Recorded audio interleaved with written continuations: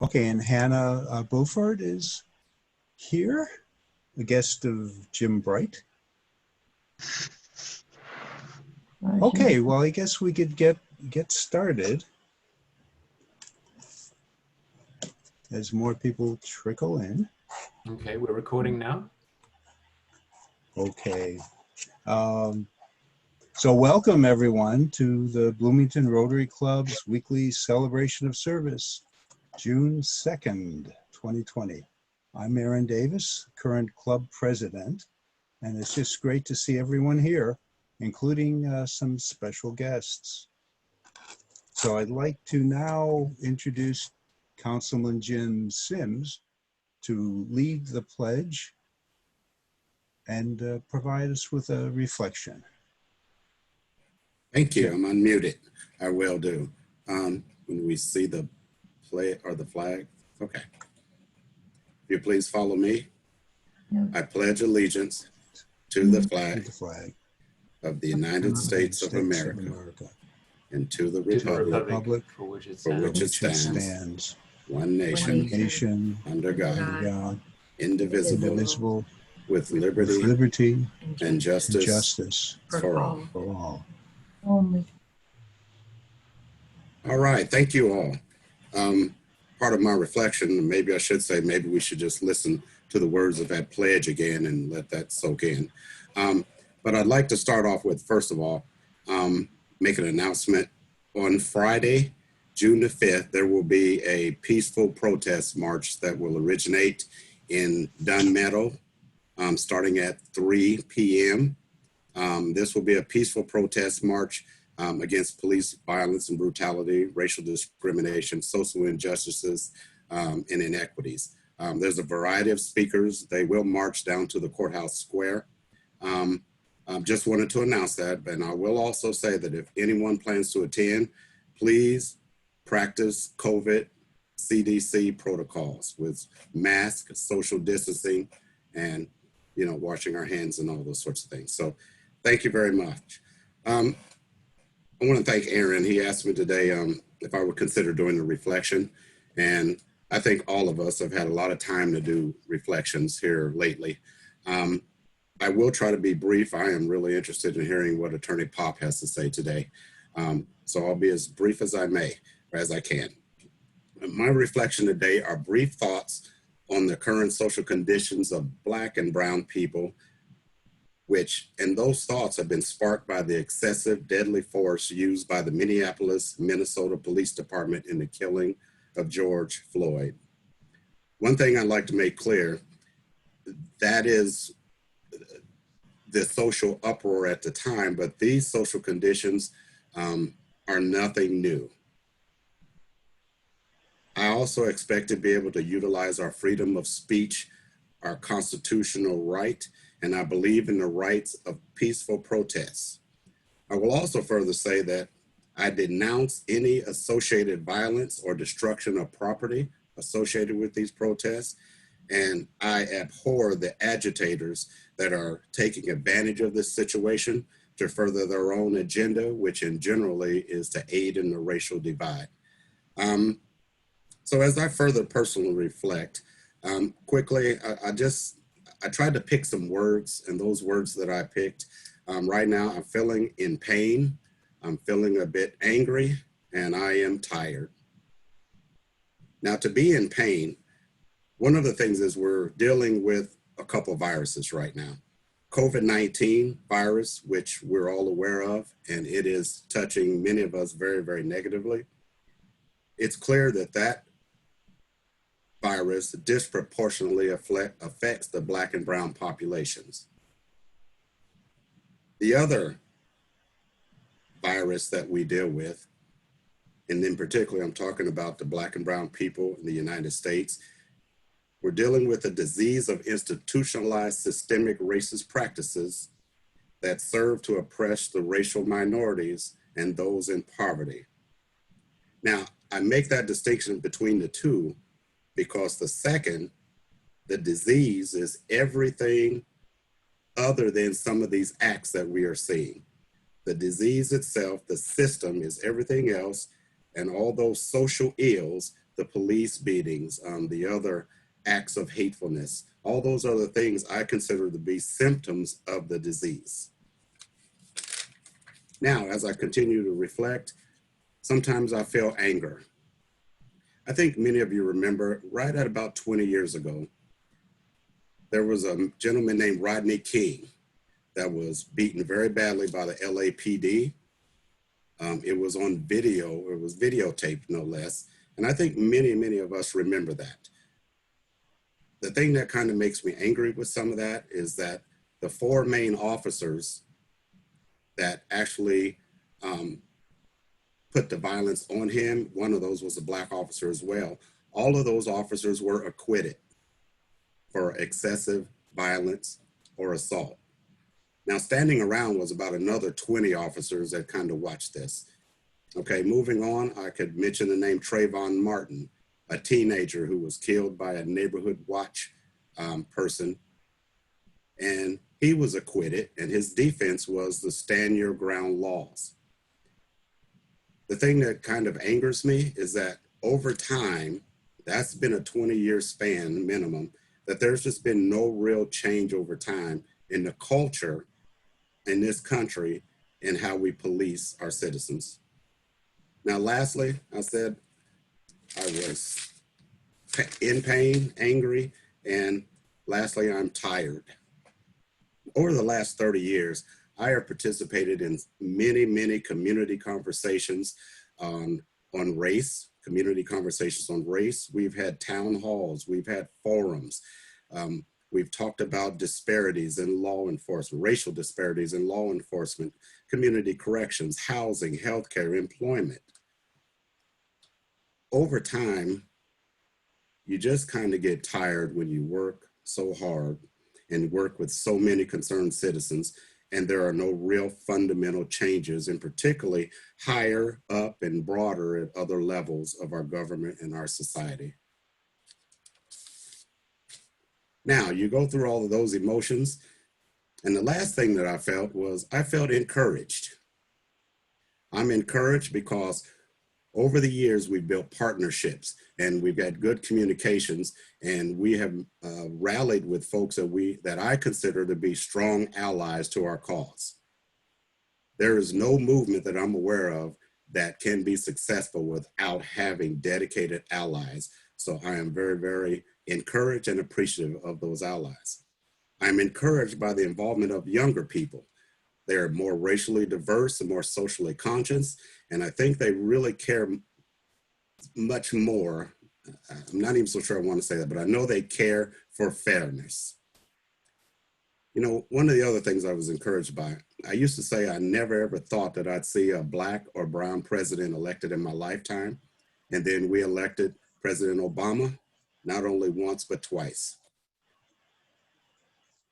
You get encouraged because you see other constitutional fights. And I'm reminded of this with some of my same-sex friends who fought for a constitutional change for same-sex marriage. Long, hard fight. Their allies were straight people and they were successful, but the long, hard fight, and they understand what it takes to fight for social change. I'm further encouraged because I listen to stories of people that I really have great respect. Some of their lived experiences, experiencing the system of apartheid in South Africa that many of you have heard. I am encouraged because a friend of mine shared with me that he was being the first generation college student in his family, which is a walk in life that I share and many of us share, which means he can identify with some of the under the surface feelings that will open up for better communication. The main thing is that ultimately the system that we operate under and have since the founding of our country will have to be reformed, transformed, or dismantled. I don't know what that looks like. I don't know how to do it, but I do know in situations like I'm involved now with my fellow Rotarians, where people that I fully believe are treated with respect, treated with equity, and try to do good for the community, that is a great place to start. Thank you all for listening to me today. I look forward to hearing from Attorney Pop. Thank you.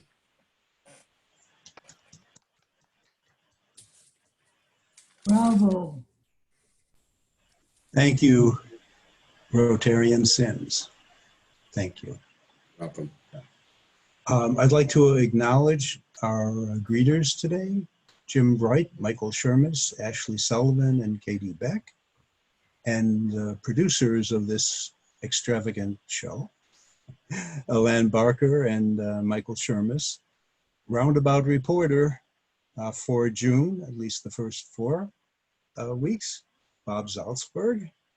And thank you to Alan for the generous use of this Zoom account and his expertise. So we're going to introduce a few guests that may have slipped through unnoted, starting with Jim Bright. Jim, we have some visiting Rotarians. Yeah, thank you, Aaron. We're pleased to have with us today past District Governor Judy Bush of Bedford. Judy, welcome. We have with us Beverly Teach, President of the Brown County Rotary Club. Always great to have Beverly with us.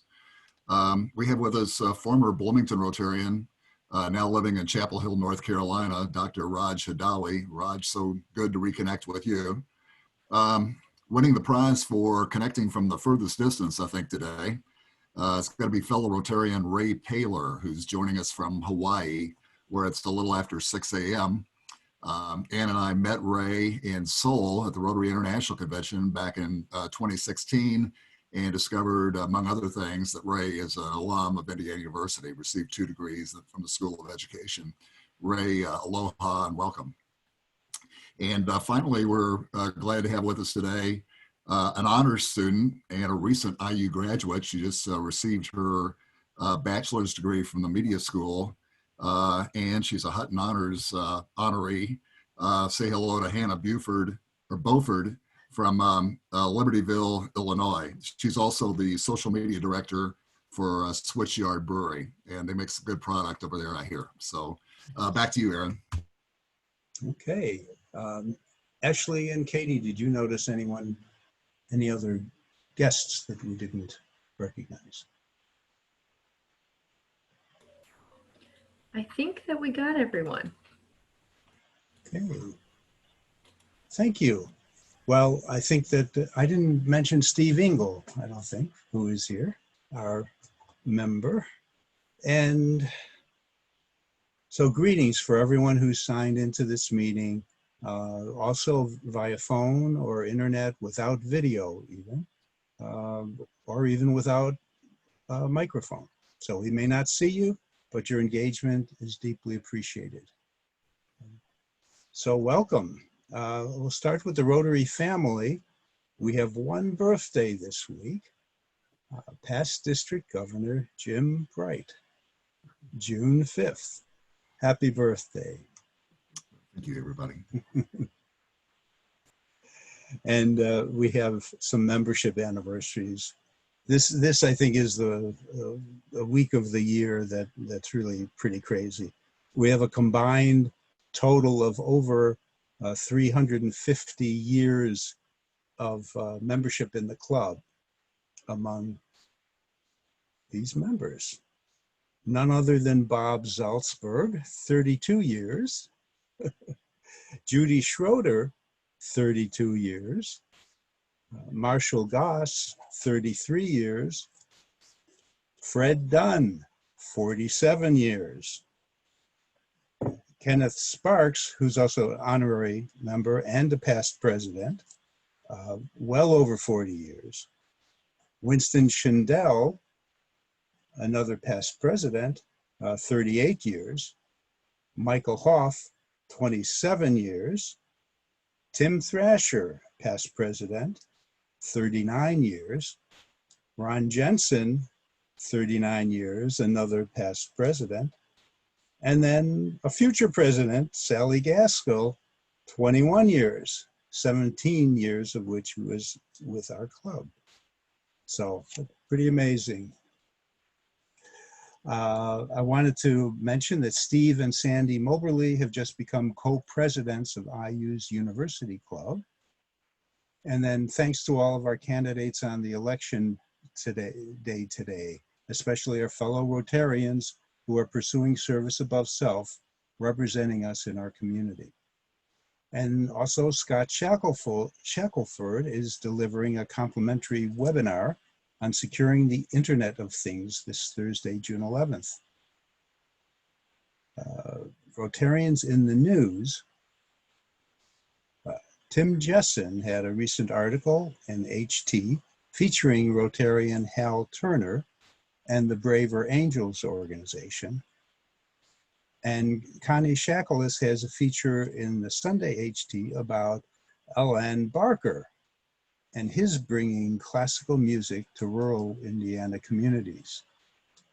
So thank you, Connie, and thank you, Alan and Hal. There's a few Rotary Action updates. I'll mention them briefly.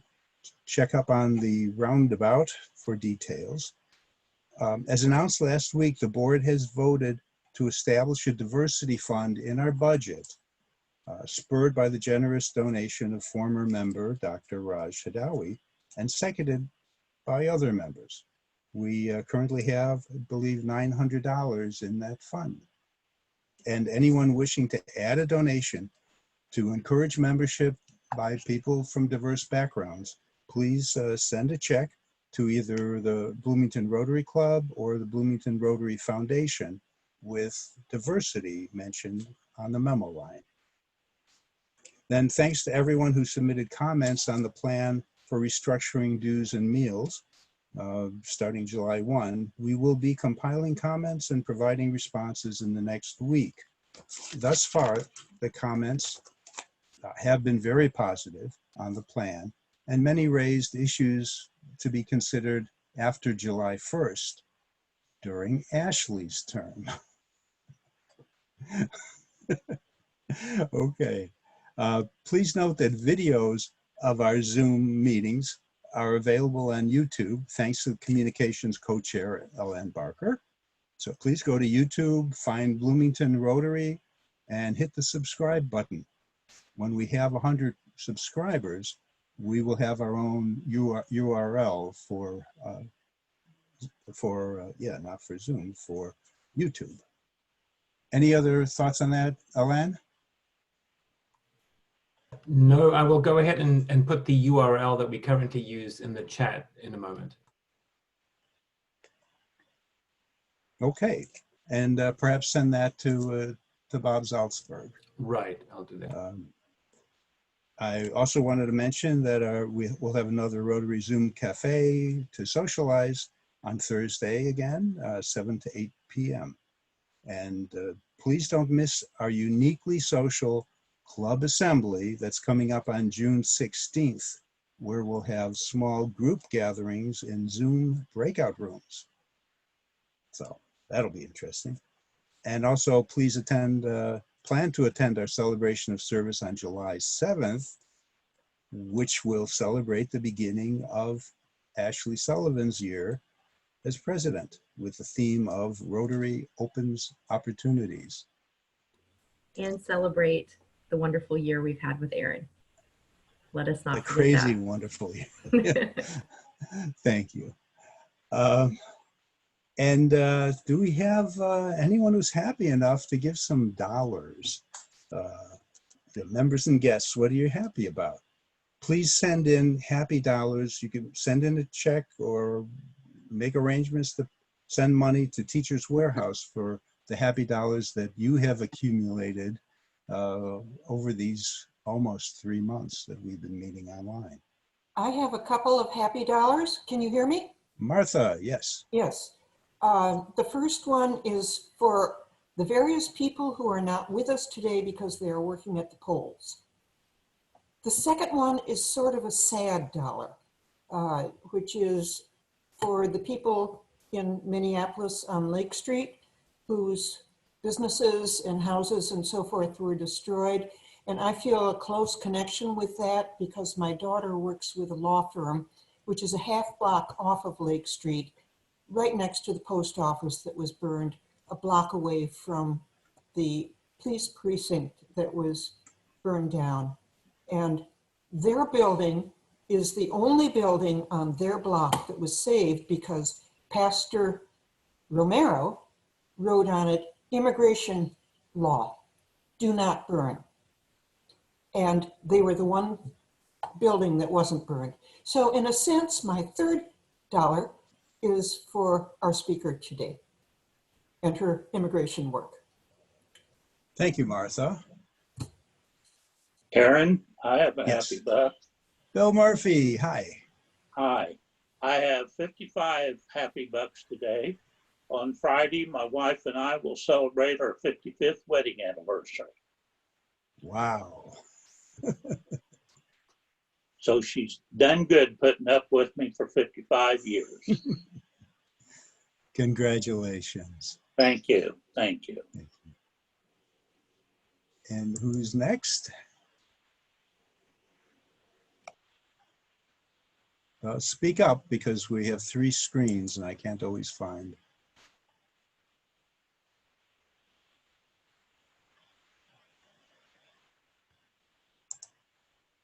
Okay, if there are no other happy dollars, I'm so happy to have this great club, all of you here.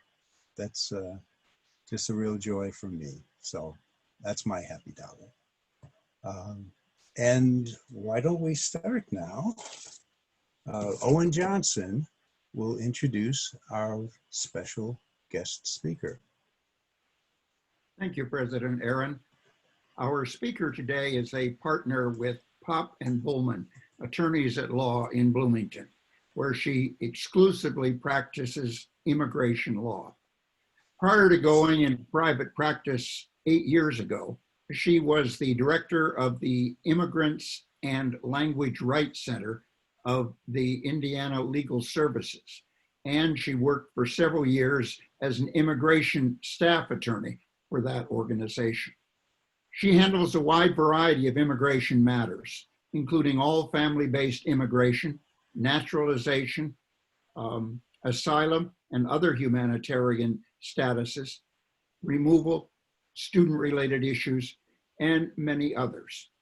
Christy graduated from Vermont Law School in 2005 and from IU in 2001, where she had a degree in Latin American Studies with a minor in Spanish. She currently serves as the American Immigration Lawyers Association Indiana Chapter Chair and on the AHA Board of Governors. She is also the facilitator of the Bloomington Immigration Justice Task Force, a local coalition that focuses on advocating for our immigration neighbors in Bloomington. Please unmute and give a warm Rotary welcome to Christine Pop. Yay! Yay! Yeah. Welcome. Thank you, everyone. This is a very unique situation to be doing a Zoom presentation. When I accepted this invitation, I thought I would be seeing everybody in person. So it's unique circumstances. There's a lot to talk about in a very short period of time, so I thought I would sort of focus the key points I wanted to discuss on what's happened post-COVID, and then allow you guys to ask whatever questions you want. And hopefully I can leave as much time as possible because I get bored hearing myself talk, and I definitely enjoy having conversations more and answering questions that people have. I thought I would start with just kind of talking about immigrants in Indiana and who they are and where they come from. My statistics are about 4 or 5 years old, so things might have changed slightly within the last few years. But as of 2016 and 2015, about 5% of Indiana was foreign born. And of that population, a high percentage are college educated, around 30%. So the native born population in Indiana is about 25%, I think, 25% college educated or have a college degree or higher. Around 8% of business owners in Indiana are immigrants. And the countries that they come from, Mexico is the largest number, with 32% of the immigrant population in Indiana being from Mexico. India and China follow with around 9% and 8% respectively. Myanmar has the 5th highest at 2.9. And then there's just the mix of other countries aside from those. So Myanmar being Burma, and we have a large Burmese refugee population in Indianapolis and Fort Wayne. Around 110,000 of the immigrants in Indiana are undocumented, which means that they're at some stage in the immigration process. Either they have never had immigration status, or they had it and they've lost it. They may be in the process of applying for it, but as of the time that the statistics were created, around 110,000 had no status whatsoever. So that's Bloomington.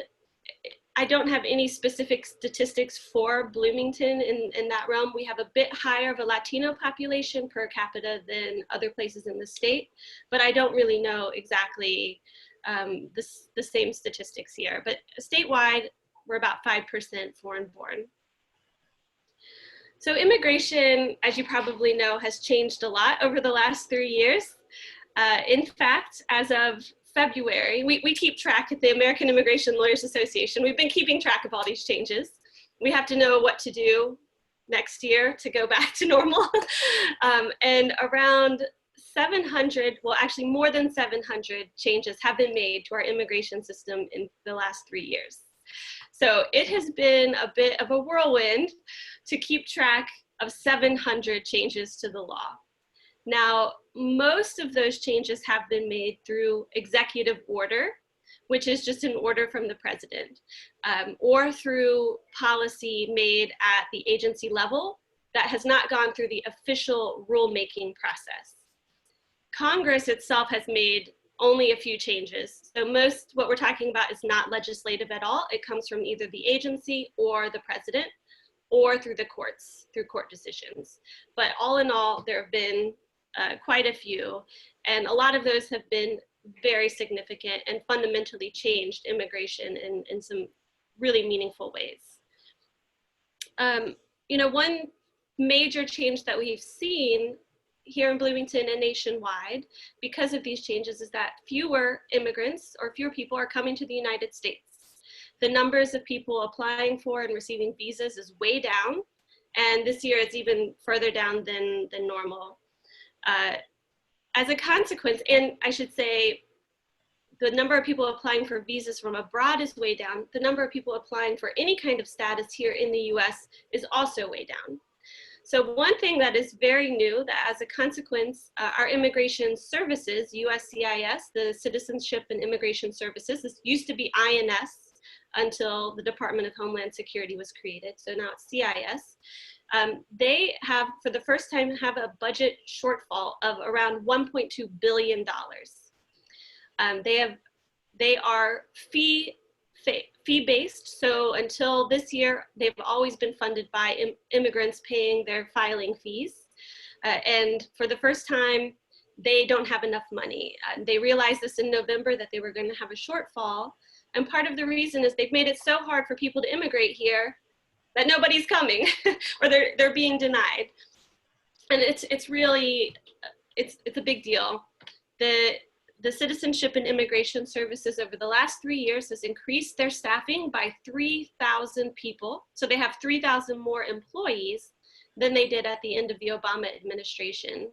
And yet fewer people, far fewer people applying for services. We're seeing more rejections, more denials, and now when people are denied under a new policy, they'll be put into deportation proceedings if they don't have some other status. So these are just, over the last 3 years, this is just sort of a broad example of what we've been dealing with at the national immigration level. And I can talk about this forever if you have any specific questions, but I'm going to move to how coronavirus, what we've been dealing with the last couple of months, because things haven't slowed down for us. It's been crazy.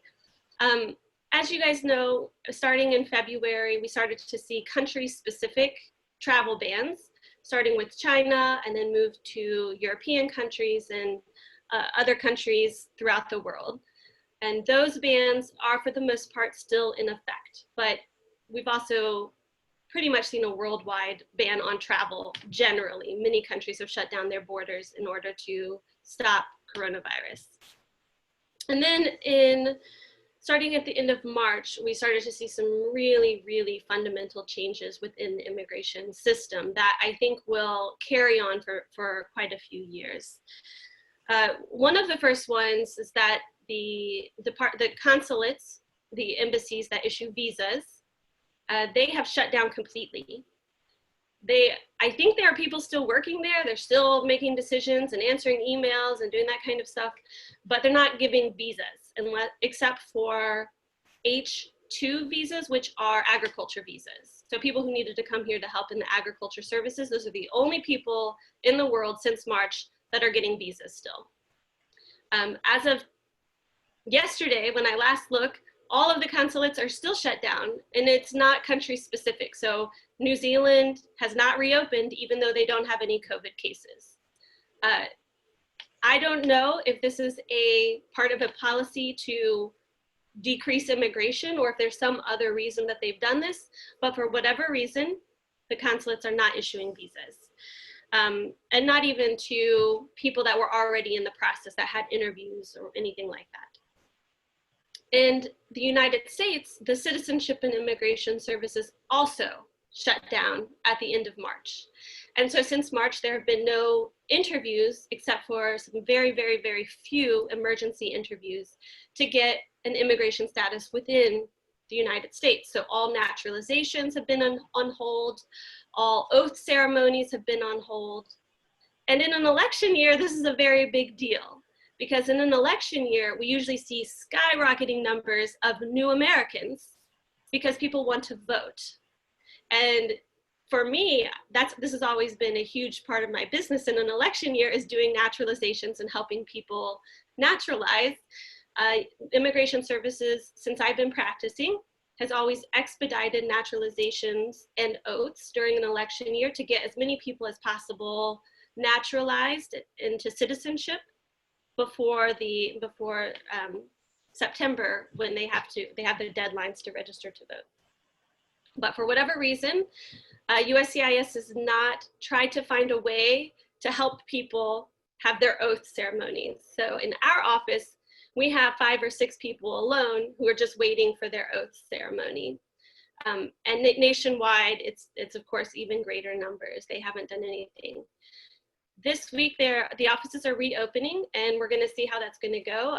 They're taking all precautions necessary, which is good, because we sit in really small rooms with several people, and you can wear masks and everything, but it's still a little nerve-wracking. They are starting to have some oath ceremonies, but very limited. So they're keeping the numbers at 20 people or fewer and moving forward. I wish I had pulled up the statistic, but I think around 60,000 people maybe every week usually would be naturalizing and taking an oath nationwide. So having 20 people at a time really cuts down on the number of people who are going to be able to take their oaths. The Immigration Services didn't have to do this. They could have found a way to do Zoom oath ceremonies or something, but they have chosen not to. So that's been sort of a controversy within the immigration law world. Another big change was at the end of April, the Trump administration signed a travel ban. And this was a travel ban that used, there's a provision in the Immigration Act that allows the president to stop entries into the United States if he deems it to be necessary for the protection of the country. This is what the administration used before for the Muslim travel ban that happened early on in 2017. Now the justification has nothing to do with coronavirus exactly. It's not for safety and health, but it's specifically for the labor market. This idea that allowing new permanent residents to come in will harm the economy as it's trying to rebuild. There is not a single statistic cited for how these people will harm the economy if they are allowed back in, but that was the justification for that. The ban applies to family-based immigrants, so people who are coming here to live with family, to have their green cards. Now, the immediate close relatives of US citizens, so the spouses, the children, and the permanent, the spouses, the children, and the parents of citizens who are over 21 days. Actually, sorry, scratch that. It's just the spouses and children of citizens. They are not included in this, but everybody else is included in this ban. So if you're a permanent resident, like one of my clients, who we've been waiting for 2 years to bring your son here, sorry, he's stuck in India. He's not coming over here.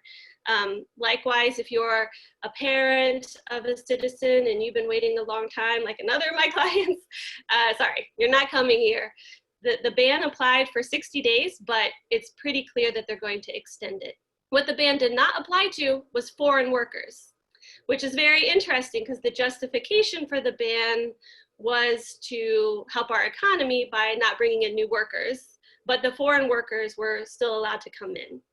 That would be people on H-1B visas, L visas, and other non-immigrant visas. What's interesting about the travel ban is that the Trump administration ordered the Department of Labor and Department of Homeland Security and other agencies to review these non-immigrant visas, which are a very essential part of our economy, to see whether they should be subject to a future ban. And the feeling that I'm getting from listening to our lobbyists from the American Immigration Lawyers Association is that probably they are going to extend the travel ban, not just to families, but also to workers. And that would take effect in June. Now, right now, this is an entry ban. So it only applies to people entering the United States. It doesn't apply to people in the US who want to get some sort of status, but there's word that they are going to start the rulemaking process to extend this travel ban to anybody who's in the US trying to get some sort of status that would be in the same categories. One thing that would affect a lot of people in Bloomington is that they're thinking of extending the ban to students who have OPT, which is optional practical training. This is how a lot of students are able to work for a year or two after their studies have ended at IU, so foreign students. It's unclear whether that's going to happen. We don't know for sure, but that is something that we're watching. And it is a concern for us locally because we do have a lot of international students here at IU, and it's a big part of our community and also, I think, for income for IU.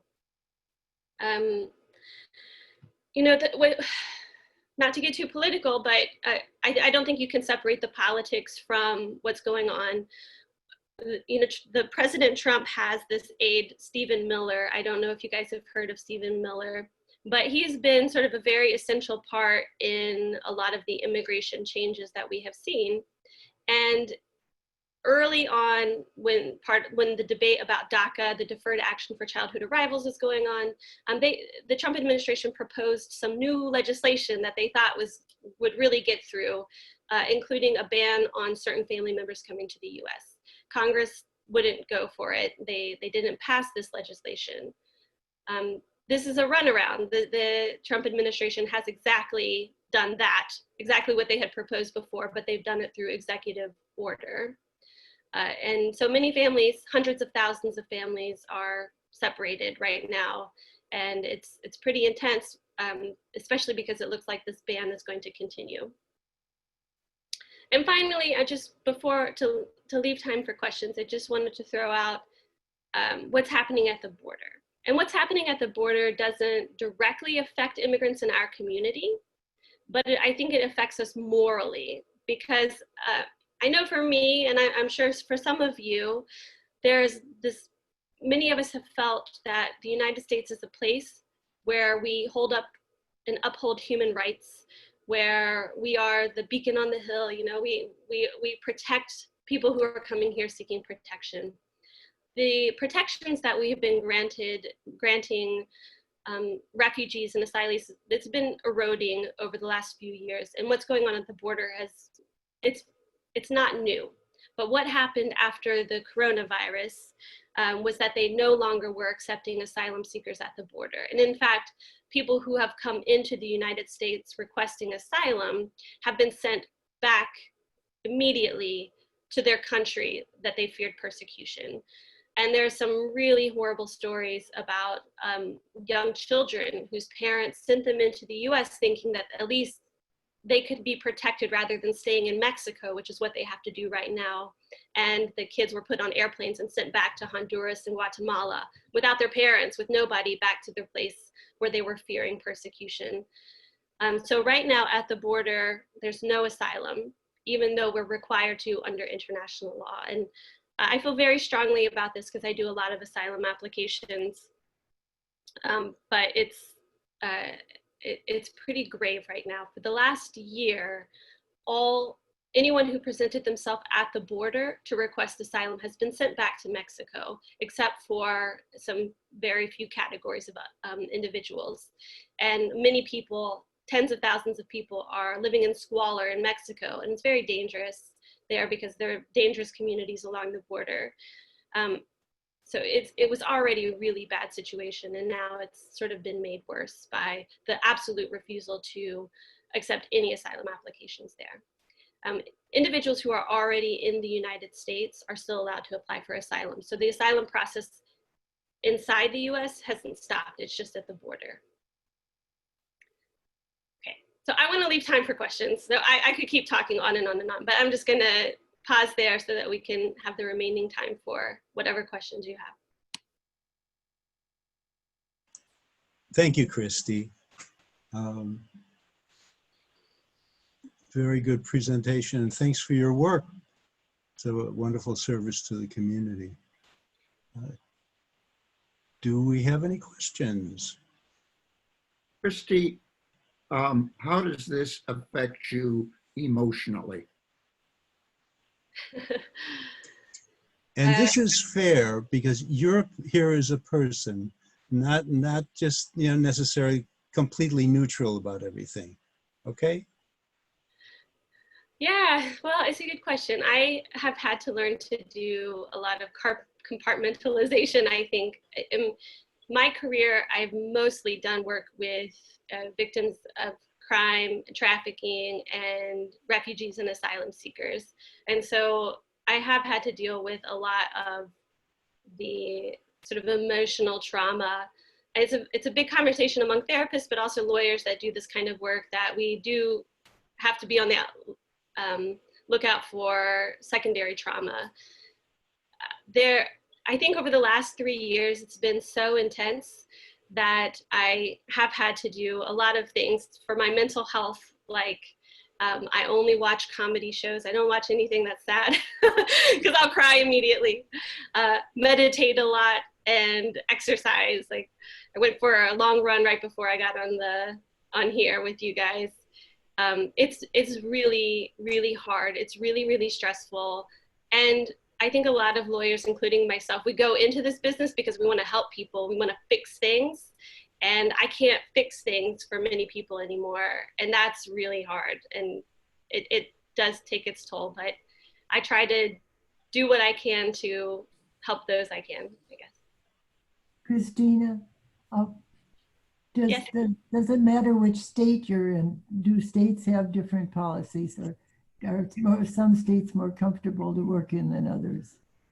So immigration is federal law, and if I wanted to, I could pick up tomorrow and go live in New Mexico and do the exact same thing. It's not state specific, but states do often pass their own internal laws that affect immigrants. And Indiana is not a good place for immigrants. We don't offer driver's licenses for undocumented immigrants, for example. We don't have in-state tuition for children who grew up here, but maybe were undocumented. So in many ways, Indiana's state laws are very hard on undocumented immigrants. Thank you. You went to college in Vermont, to law school in Vermont? I did, yeah. Which law school? It's Vermont Law School. There's only one in Vermont, yeah. But in South Royalton. It is in South Royalton, that's right. It's a little known fact, but I actually went there to do environmental law. And when I graduated, I started doing environmental policy for a couple of years. And then I decided I wanted to do more people-based law. So. Okay, thank you. Yeah. Thank you. I have a question. Okay, What are all Tim, these- and then Martha Wales afterwards. Yes. Okay, my question is, what are all these 3,000 bureaucrats doing that they've been hired? Are they trying to keep people out of our country? And what's happened to the values of our country? Give me your tired, your poor, your huddled masses yearning to be free. How much longer can we sit on the sideline and not do anything about this outrageous violation of our country's founding principles and values? So you're speaking to the choir here. They're spending a lot of time denying and rejecting applications. And I'll tell you, they created a new policy this past fall where they now will reject an application for asylum or for victims of crime or trafficking if you neglect to put the letters N-A for not applicable in every single box. If you leave any box empty. And I have a paralegal who works with me, and we go over our asylum applications over like multiple times looking, is there NA? And every once in a while, there's like one hidden little box where we don't put NA and the whole filing comes back to us. So they actually are employing people to go through hundreds of questions to make sure that there is an NA in every single box. And if it's not, then they reject it. So they're just doing crazy things like this to make it really hard for people to apply. And people are giving up. I just had a client, a wonderful young man who was here, who's so smart, he's on the H-1B, and he just decided, screw this, and he moved to another English-speaking country, I won't say where, but because they had better opportunities for him and his family. Sad. So it is. Terrible. Martha Wales, did you have a question? You're muted, Martha. Okay, can you hear me? Great. I'd like you to talk a little bit about fees, what they used to be and what they're proposing. And that has to do with the need to pay their 3,000 new workers plus the old ones in an era of fewer applicants. The fees are outrageous. And you know, it's one of those things that as you have done something so many times, you just get used to it. So I just get used to saying these numbers, and I can't even remember what they were a few years ago. But right now, if you are in the United States and you're married to a US citizen and you want to get a green card, for example, your permanent residence through your spouse, those fees are going to be around more or less $1,700 total, just for the filing fees. That doesn't include legal fees if you hire a lawyer. That doesn't include your medical exam, which is a requirement. That's another $500 to $700, which is filing fees. You're looking at around $1,700. For naturalizations right now, citizenship, $725. They're thinking of raising the citizenship fee to over $1,000. So over $1,000 in order to become a citizen of the US, which is just crazy. But you're right, they're raising these fees partly to keep people out because it's part of the policy that we don't want low income individuals in the US. I didn't mention, but in February, we have a new rule called the public charge ground, which basically excludes anybody who is of what the Immigration Services deems someone who may at some point in the future rely on public benefits. And they make this determination based on their country of origin, whether they speak English, their education level, nothing to do with who they are as a person or whether they work or any of those things. So they're making it, my point is that they're making it really hard for people who are low income or maybe from a developing country who doesn't have a lot of money to get status here.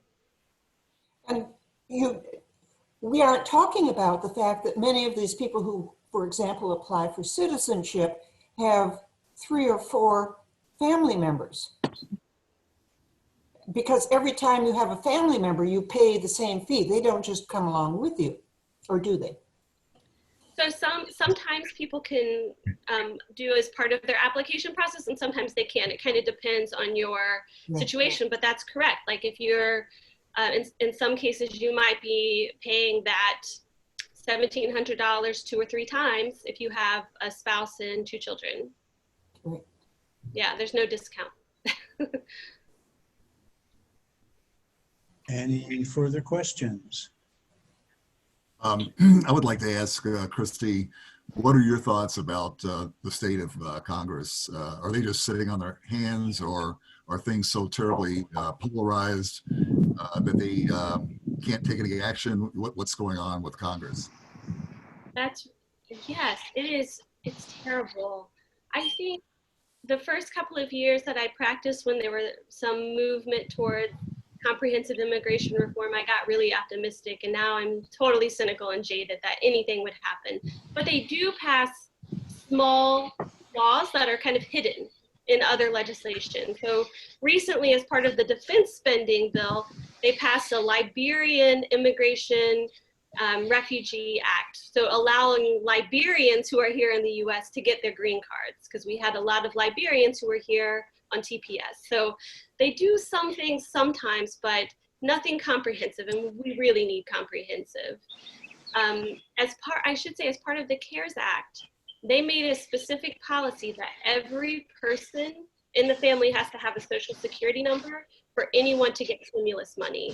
So that meant a mixed status family where, say, husband's a citizen, wife is a non-citizen, is undocumented, they don't get any money at all, 0. So sometimes they do things that are really harmful, but for the most part, they're not doing anything. So I have, Go ahead. okay, Jim Bright, this is actually for you too. Rotary is an international organization. Can Rotary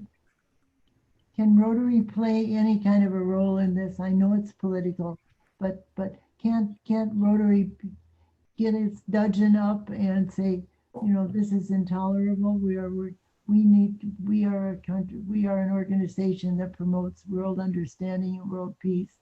Can we do something about it? Charlotte, Charlotte, I would like to think so.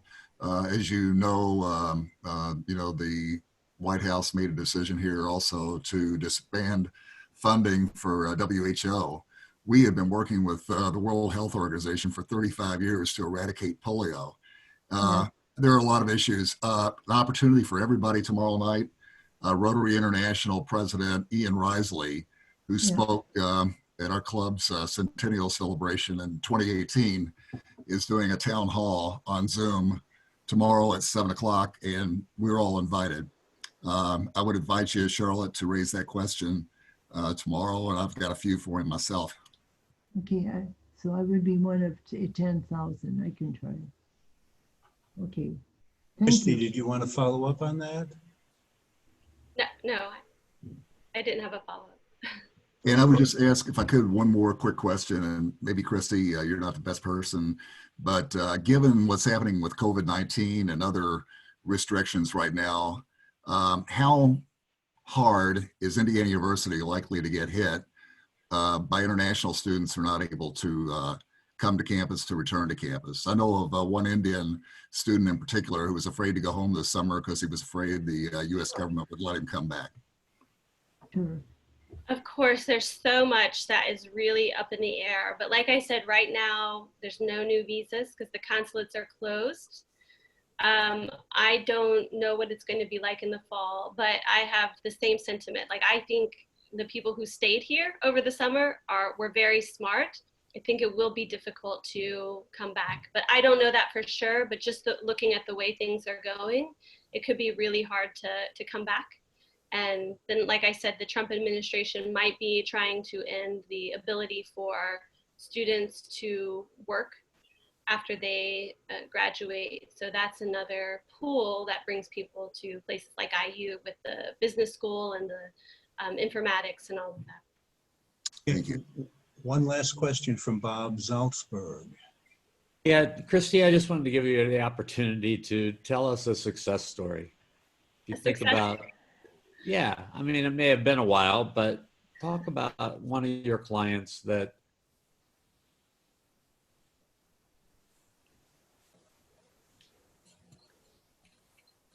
Okay.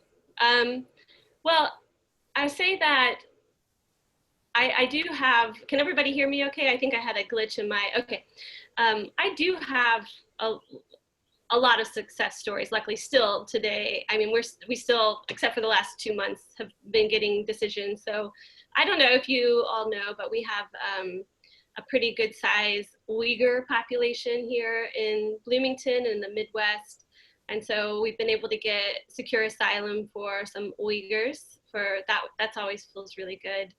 And my favorite cases are always the ones where I am able to help somebody who needs asylum get asylum, or maybe a victim of domestic violence who has been able to move forward. And I've had several of those cases where I've taken people who were undocumented victims of domestic violence all the way through to citizenship.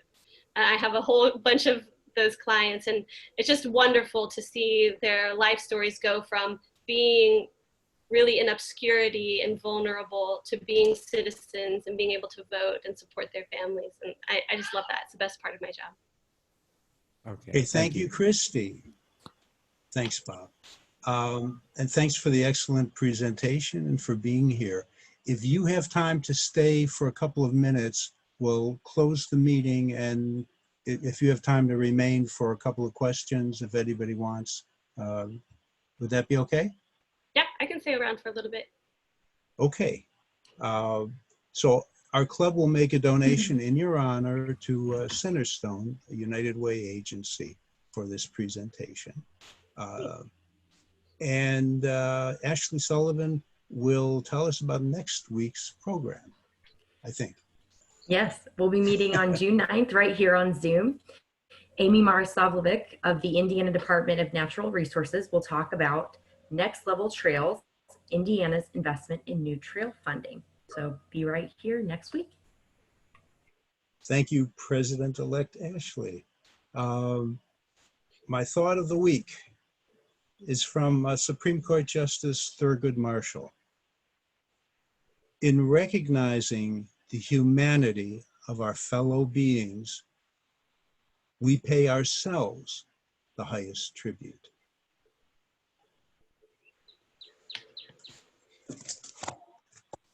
Then, please recite the four-way test with me. Of the things we think, say, or do. First, is it the is truth? the truth. Second, Is it fair to all concerned? Third, will it build goodwill and better better friendships? Fourth, will it be beneficial to all concerned? And fifth, is it fun? Thank you. Thank you. Bye, everyone. Thank you. I also want to note Clint Baugh, Lance Eberly, and Kate Cruikshank are here. And I want to thank Owen Johnson for bringing in wonderful speakers and great guests and social media posts. So, thank you for another any more great questions? program. I have another question for Christy. This is Kate.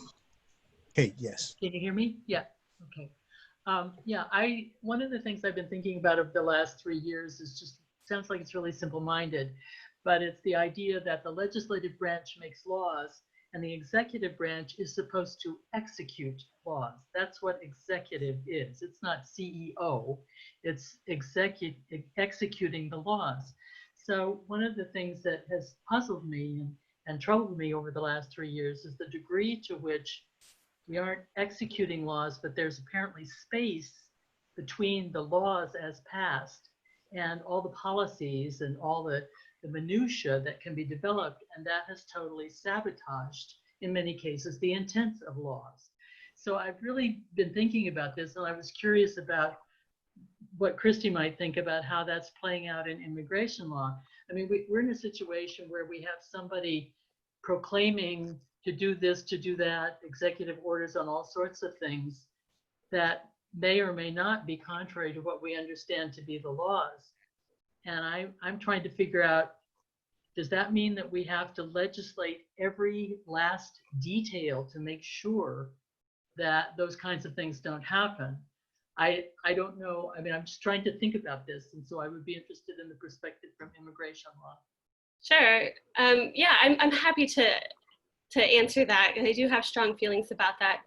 I mean, I think the most interesting thing about thinking about your question is that one of the things that President Trump ran on was the overuse of executive authority by President Barack Obama. That was actually one of the key things that he ran on. And DACA, the Deferred Action for Childhood Arrivals, was one of the main points of attack because they said that was an overuse of executive authority. And yet now as president, he has issued more executive orders than anybody. I think part of the problem is that Congress is unable to do anything. I mean, one thing that makes our government somewhat efficient is having a Congress that passes somewhat vague-ish laws or broad laws and allows the agencies to issue regulations to implement those laws. And it can work well. It's not perfect by any means. The problem is that under this administration has been, and I'm sure other administrations, it's extremely politicized. One big issue in our deportation system, which is within the Department of Justice, is completely politicized, not independent at all. And so there's no independent review of immigration decisions until you get to the federal courts, which most get to.